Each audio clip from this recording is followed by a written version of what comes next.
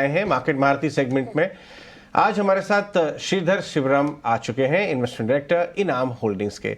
श्रीधर आज हमारे साथ स्टूडियोज में आए हैं। श्रीधर बहुत बहुत शुक्रिया, आपको नए साल की शुभकामनाएं। नए साल आप करीब 6 महीने के बाद आ रहे हैं हमसे बात करने के लिए, तो बहुत सारी चीजें आपसे बात करनी है। सारे दर्शकों को भी नए साल की शुभकामनाएं, आपको भी।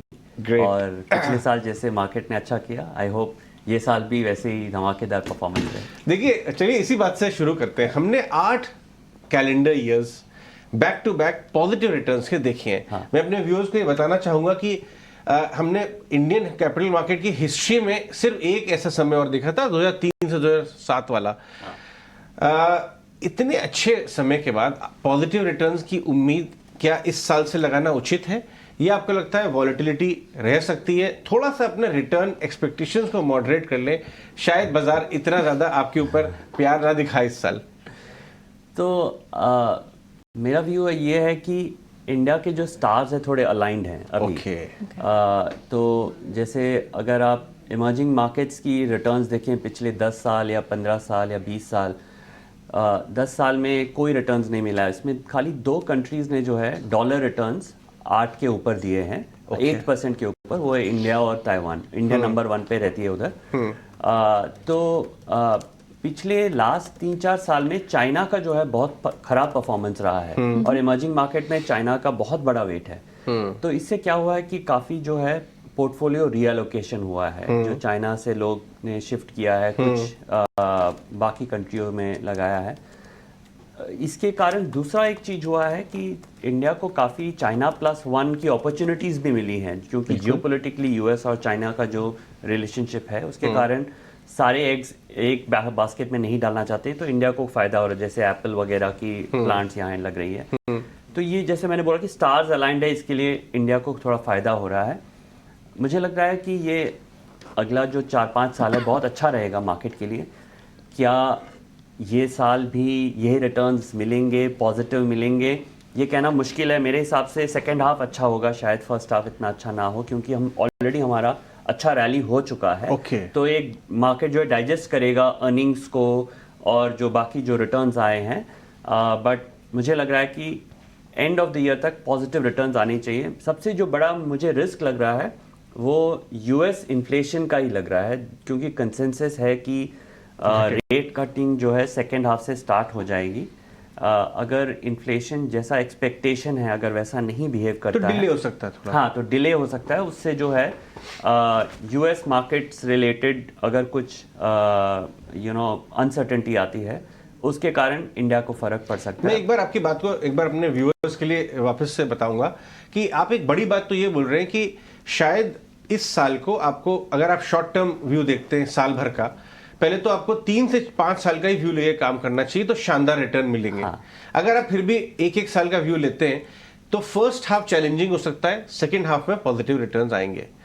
ये आप एक बात कह रहे हैं। हाँ। क्योंकि आप ये कह रहे हैं कि मैक्रो स्टार्स जो हैं भारत के ऐसे अलाइन हुए हैं, चाइना का खराब प्रदर्शन इकोनॉमी वाइज, फ्लोज वाइज, और दूसरे मैक्रो क्रूड का घटना वगैरह, सुपीरियर ग्रोथ, उनकी वजह से इंडिया की सिचुएशन इस समय वर्ल्ड में काफी ऊपर है। हाँ, ये आप कह रहे हैं। ठीक है, अब हम चैलेंजेस की बात करते हैं। एक तो हमने देखा ऑलरेडी, इनफैक्ट पिछले साल फेड पिवट करेगा की बात आई, बाजार ने फैक्टर इन किया और फिर वो प्ले आउट नहीं हुआ, वो डिले हो गया। आपको लगता है एक और डिले है और उसकी वजह से मेरा पर्सनली ये मानना है कि डिले होगा, कि इन्फ्लेशन जो है बहुत स्टिकी है। उनका जो इन्फ्लेशन का टारगेट है वो 2% है।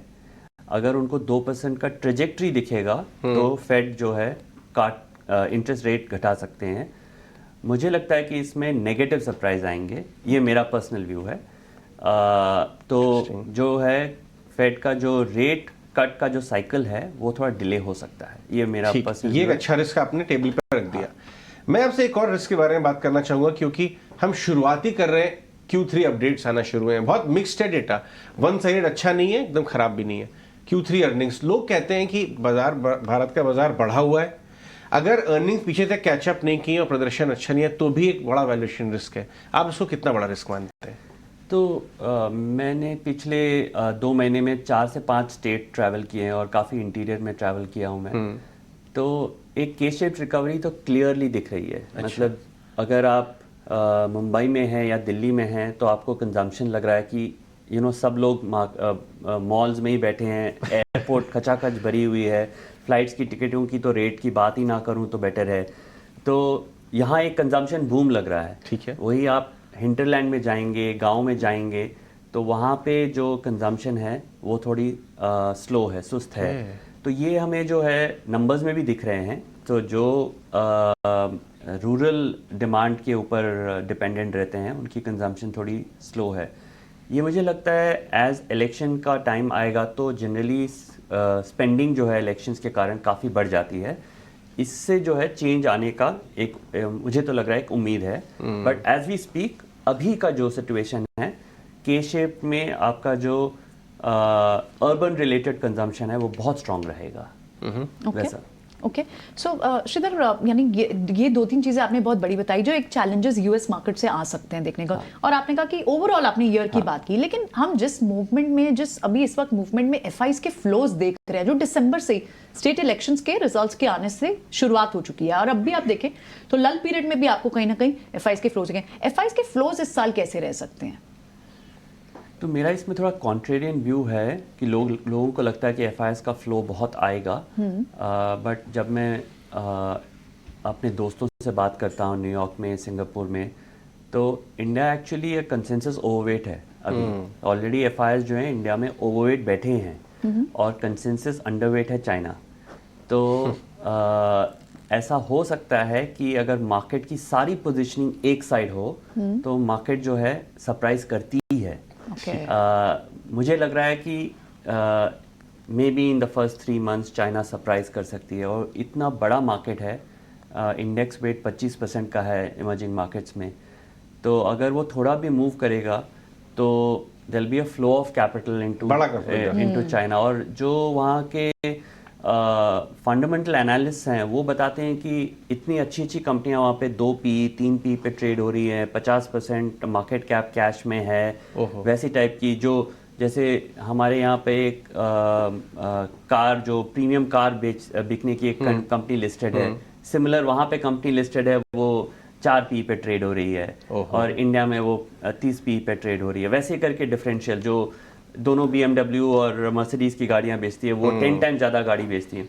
जो मुझे ये मार्केट इतनी समझ में नहीं आती चाइना की, बट मैं बोल रहा हूँ कि पोजीशनिंग वाइज जो है अभी एक साइड में है। तो ये मुझे एक रिस्क लग रहा है कि consensus overweight India, consensus underweight China.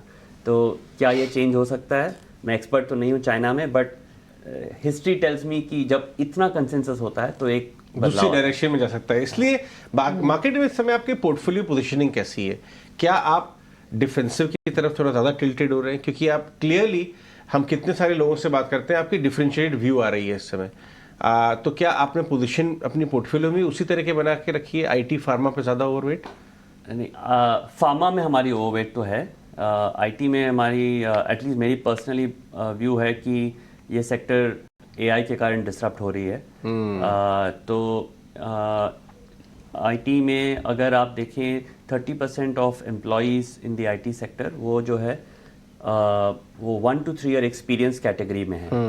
और AI जो है कोडिंग वगैरह जो लोअर लेवल के एम्प्लॉयज़ का जो है काम डिसरप्ट कर रही है। कोडिंग बहुत आसान हो रहा है। जो 10 जन लोग काम करते हैं कोडिंग में, आप 1 जन कर सकते हैं इन हाफ द टाइम।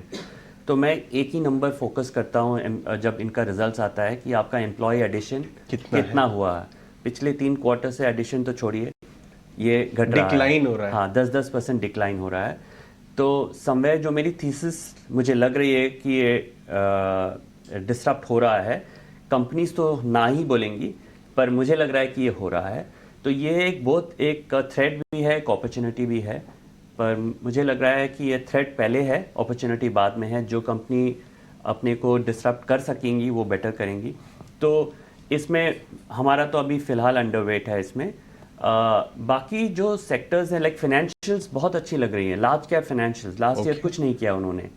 तो ये जो लार्ज कैप फाइनेंशियल मतलब उसमें एसबीआई बीओबी भी लेते हैं या प्योर उसमें भी वो लेंगे क्योंकि वो भी छोटी नहीं है। अब आप देखें एनीथिंग जो 5 लाख करोड़ के लोन बुक के ऊपर जो भी हैं उनको मैं लार्ज कैप में ही लूंगा। मार्केट कैप काफी पीएसयूज की इतनी ज्यादा नहीं है, इसके लिए हमें अभी भी काफी अपॉर्चुनिटी लग रही है क्योंकि हम तो काफी सालों से पीएसयूज में इन्वेस्टेड हैं और अभी भी उसमें अर्निंग्स ग्रोथ बहुत स्ट्रांग लग रहा है। क्या आप ये कहेंगे कि पीएसयू जो पूरा बास्केट है, defence, railway, power financiers, power, metal and mining and PSU banks, इस पूरी पीएसयू बुके में सबसे सस्ता ग्रोथ के हिसाब से भी पीएसयू बैंक्स हैं? 100%। सो इनफैक्ट हमने इसमें एक सिंपल स्टडी किया कि पिछले 3 साल में हमने पीएसयू बैंक्स के अर्निंग्स देखे कि क्या अर्निंग्स आए इनके और इनके स्टॉक परफॉर्मेंस क्या है। अर्निंग्स जो है स्टॉक परफॉर्मेंस से ज़्यादा आए हैं, इनफैक्ट 1.5 टाइम्स ज़्यादा आए हैं। तो एक्चुअली ये डीरेट हो गए हैं ये कंपनीज, इवन दो ये जो इनका ग्रोथ रिटर्न जो है दे हैव डबल ट्रिपल्ड, लेकिन इनकी अर्निंग्स उससे भी ज़्यादा फास्ट ग्रो हुई है। इसके लिए जो है अभी भी आपको पीएसयू बैंक्स 5P 4P पे मिल रहे हैं। तो एज आई सेड मार्केट में रिस्क्स हैं, तो जहाँ अर्निंग सपोर्ट है हम वहाँ पर ज़्यादा ध्यान दे रहे हैं और जहाँ बहुत ओवर वैल्यूएशन है, जहाँ पे बहुत मोमेंटम है और सब फोमो में खरीदना चाह रहे हैं, वहाँ से हम थोड़ा हट रहे हैं। तो श्रीधर, फोमो क्या कहीं ना कहीं जैसे पावर स्टॉक्स चले हैं और पावर की पूरी सप्लाई चेन में इतनी बड़ी मूव आई है पूरे 2023 में, यहाँ पर भी अभी स्ट्रेंथ बनी रहेगी इस साल? तो पावर में इंडिया में एक्चुअली थर्मल पावर में कोई कैपेसिटी एडिशन ही नहीं हुआ इंडिया का, और हमारी जैसे ग्रोथ आई है लिटरली पीक, अभी किसी एक्सपर्ट से बात कर रहा था तो पीक कैपेसिटी जो हमारी दिन में रहती है और लेट इवनिंग में जब हमारी डिमांड बहुत हाई होती है उस समय थर्मल कैपेसिटी 100% पे चल रही है अभी। तो कहीं ना कहीं ये जो ESG के चक्कर में हमने thermal capacity addition under invest किया हुआ है। तो जिनके पास ओपन एक्सेस है, जो PPA से टाई अप नहीं है, जो स्पॉट में बेचते हैं, उनको काफ़ी फ़ायदा हो रहा है इस समय क्योंकि वो 10-11 रुपए में भी बेच रहे हैं। बट मार्केट में बड़ा ऐसा कोई स्टॉक नहीं है जिसमें खेल सकते हैं, बट सेक्टोरली ये अच्छा करेगा क्योंकि डिमांड इंडिया की काफ़ी हाई है और हमने इसमें अंडर इन्वेस्ट किया हुआ है।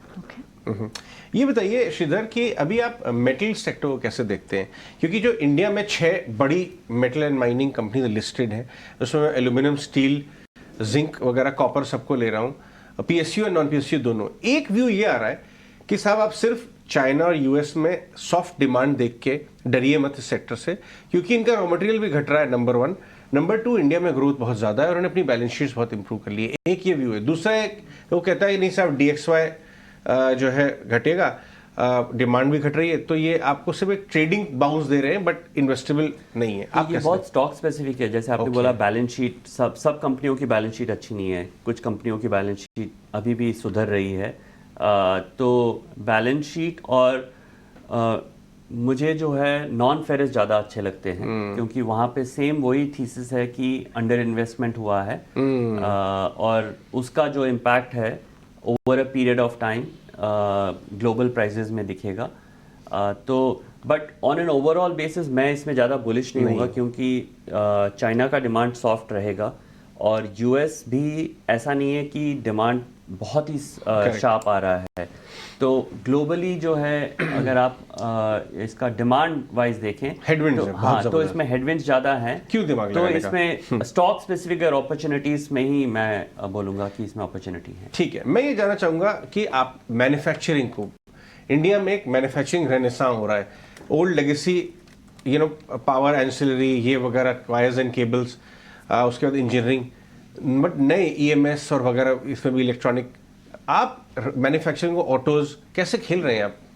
सो मैन्युफैक्चरिंग में हम काफ़ी बुलिश हैं। आई थिंक ऐसे मैंने पहले कहा कि स्टार्स अलाइंड हैं इंडिया के, तो इसमें EMS और इलेक्ट्रॉनिक मैन्युफैक्चरिंग और मैन्युफैक्चरिंग इन जनरल, तो आप देखें केमिकल्स में देखें चाइना +1 कर रहे थे, अभी वो यूरोप +1 भी हो रहा है, तो वो +1 हो रहा है क्योंकि काफी जगह से बट अपॉर्चुनिटी वो हो रहा है क्या, क्योंकि केमिकल की तो स्टोरी डिसरप्ट हो गई है लग रहा है थोड़ी, ये क्या सिक्लिकल है, कहीं ना कहीं ये चाइना का ओवर सप्लाई के कारण ये सिक्लिकली डिमांड या प्राइसेस घट जाते हैं, but in general I would say that the manufacturing thesis remains. जैसे आप इलेक्ट्रॉनिक्स में देखें, अगर आप एप्पल की जो स्टेटेड ऑब्जेक्टिव है वो आज अगर हम इंडिया से 10 बिलियन का एक्सपोर्ट कर रहे हैं, वो 2 साल में 100 बिलियन करना चाहते हैं एक्सपोर्ट। 100 बिलियन इज 10 टाइम्स, तो आपके लिए उसको पूरा इकोसिस्टम चाहिए आपको उसके लिए। तो आज अगर वैल्यू एडिशन 5% है तो 3 साल में वो 30% करना चाहते हैं। तो 30% वैल्यू एडिशन अगर एप्पल कर रही है तो पूरा इकोसिस्टम में बाकी लोग भी आएंगे। तो ये स्ट्रक्चरल, हाँ, तो ये स्ट्रक्चरल हो जाती है। Plus electronic usage in every daily life अभी काफ़ी बढ़ रही है। आप कोई भी किसी भी चीज़ को हाथ लगाएं तो उसमें इलेक्ट्रॉनिक का यूज़ है, तो वो सब ईएमएस में आ जाता है। तो ईएमएस एज अ सेक्टर हम लोग काफ़ी बुलिश हैं। थोड़ा स्टॉक्स जो है रन अप हो गए हैं, बट आई एम श्योर इसमें साल में 1-2 बार अपॉर्चुनिटी मिलती है, कोई ख़राब रिजल्ट आया या कुछ हुआ। So this is a sector जो हम देखते हैं इसको। ओके श्रीधर, जैसे आप कह रहे हैं ना, थोड़ा सा अभी मे बी एक शॉर्ट पीरियड में थोड़ी वॉलेटिलिटी रह सकती है, तो क्या इस वॉलेटाइल मूव में क्या लार्ज कैप्स के साथ बेटर रहेगा? वहाँ मार्जिन ऑफ सेफ्टी ज़्यादा दिखता है, मिड कैप स्मॉल कैप में ज़्यादा एक थोड़ा सा रिस्क दिखता है? नहीं, लार्ज कैप में तो डेफिनेटली मार्जिन ऑफ सेफ्टी काफ़ी अच्छी है।